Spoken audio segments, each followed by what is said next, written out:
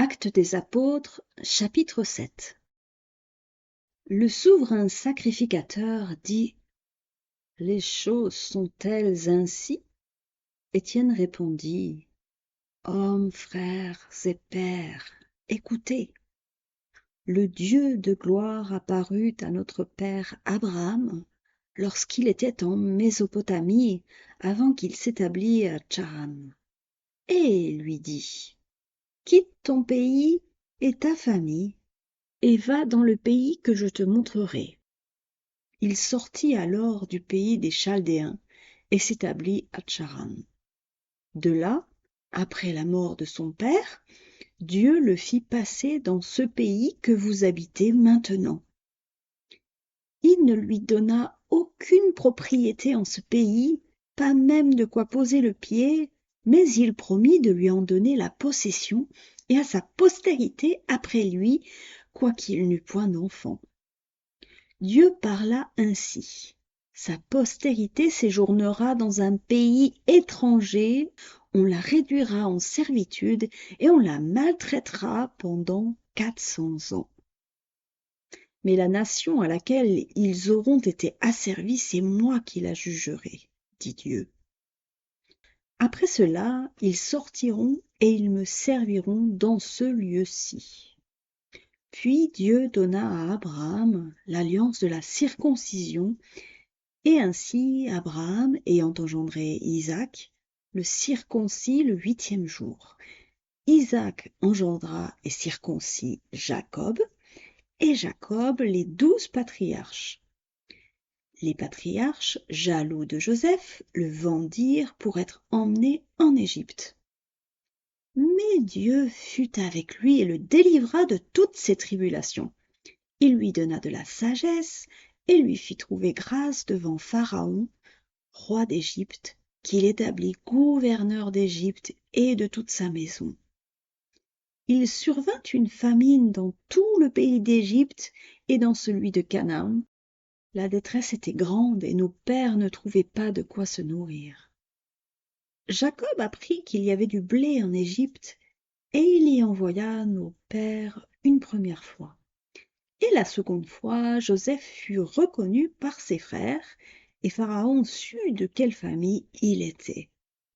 Puis Joseph envoya chercher son père, Jacob, et toute sa famille, composée de 75 personnes.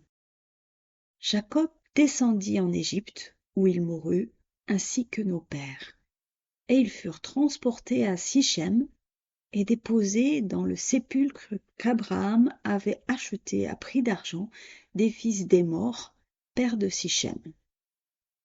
Le temps approchait où devait s'accomplir la promesse que Dieu avait faite à Abraham, et le peuple s'accrut et se multiplia en Égypte, jusqu'à ce que parut un autre roi qui n'avait pas connu Joseph.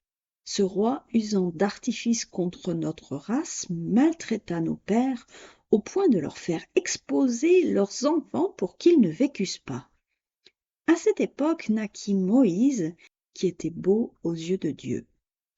Il fut nourri 3 mois dans la maison de son père, et quand il eut été exposé, la fille de Pharaon le recueillit et l'éleva comme son fils.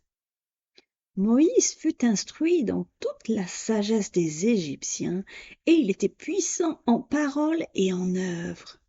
Il avait 40 ans lorsqu'il lui vint dans le cœur de visiter ses frères, les fils d'Israël.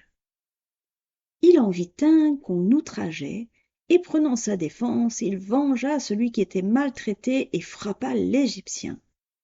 Il pensait que ses frères comprendraient que Dieu leur accordait la délivrance par sa main, mais ils ne comprirent pas. Le jour suivant, il parut au milieu d'eux comme ils se battaient, et il les exhorta à la paix. « Hommes, dit-il, vous êtes frères, pourquoi vous maltraitez-vous l'un l'autre » Mais celui qui maltraitait son prochain le repoussa en disant: « Qui t'a établi chef et juge sur nous? Veux-tu me tuer comme tu as tué hier l'Égyptien » À cette parole, Moïse prit la fuite, et il alla séjourner dans le pays de Madian, où il engendra 2 fils. 40 ans plus tard, un ange lui apparut au désert de la montagne de Sinaï, dans la flamme d'un buisson en feu. Moïse, voyant cela, fut étonné de cette apparition, et comme il s'approchait pour examiner, la voix du Seigneur se fit entendre. « Je suis le Dieu de tes pères, le Dieu d'Abraham, d'Isaac et de Jacob. » Et Moïse, tout tremblant, n'osait regarder. Le Seigneur lui dit: « Ôte tes souliers de tes pieds, car le lieu sur lequel tu te tiens est une terre sainte. J'ai vu la souffrance de mon peuple qui est en Égypte, j'ai entendu ses gémissements et je suis descendu pour le délivrer. Maintenant va, je t'enverrai en Égypte. » Ce Moïse qu'ils avaient renié en disant « Qui t'a établi chef et juge », c'est lui que Dieu envoya comme chef et comme libérateur avec l'aide de l'ange qui lui était apparu dans le buisson. C'est lui qui les fit sortir d'Égypte en opérant des prodiges et des miracles au pays d'Égypte, au sein de la mer Rouge et au désert pendant 40 ans. C'est ce Moïse qui dit aux fils d'Israël: « Dieu vous suscitera d'entre vos frères un prophète comme moi. » C'est lui qui, lors de l'assemblée au désert, étant avec l'ange qui lui parlait sur la montagne de Sinaï et avec nos pères, reçut des oracles vivants pour nous les donner. Nos pères ne voulurent pas lui obéir, ils le repoussèrent et ils tournèrent leur cœur vers l'Égypte, en disant à Aaron: « Fais-nous des dieux qui marchent devant nous, car ce Moïse qui nous avait sortir du pays d'Égypte, nous ne savons ce qu'il est devenu. » Et en ces jours-là, ils firent un veau, ils offrirent un sacrifice à l'idole et se réjouirent de l'œuvre de leurs mains. Alors Dieu se détourna et les livra au culte de l'armée du ciel, selon qu'il est écrit dans le livre des prophètes: « M'avez-vous offert des victimes et des sacrifices pendant 40 ans au désert, maison d'Israël?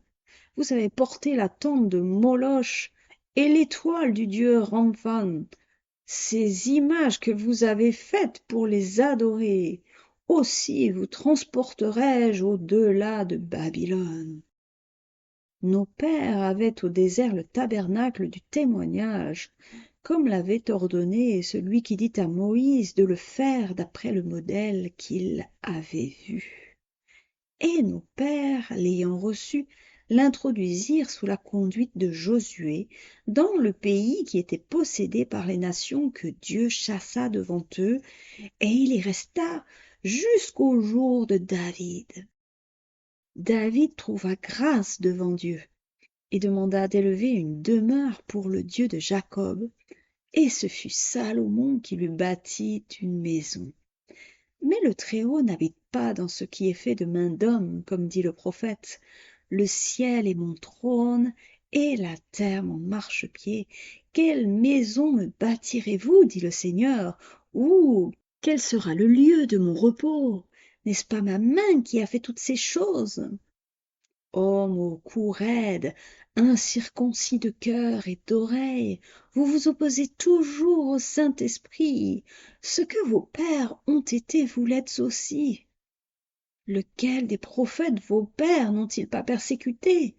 Ils ont tué ceux qui annonçaient d'avance la venue du Juste, que vous avez livré maintenant et dont vous avez été les meurtriers, vous qui avez reçu la loi d'après des commandements d'anges et qui ne l'avez point gardée. » En entendant ces paroles, ils étaient furieux dans leur cœur et ils grinçaient des dents contre lui. Mais Étienne, rempli du Saint-Esprit et fixant les regards vers le ciel, vit la gloire de Dieu et Jésus debout à la droite de Dieu. Et il dit: « Voici, je vois les cieux ouverts et le Fils de l'homme debout à la droite de Dieu. » Ils poussèrent alors de grands cris en se bouchant les oreilles, et ils se précipitèrent tous ensemble sur lui, le traînèrent hors de la ville et le lapidèrent. les témoins déposèrent leurs vêtements aux pieds d'un jeune homme nommé Saul, et ils lapidaient Étienne, qui priait et disait: Seigneur Jésus, reçois mon esprit.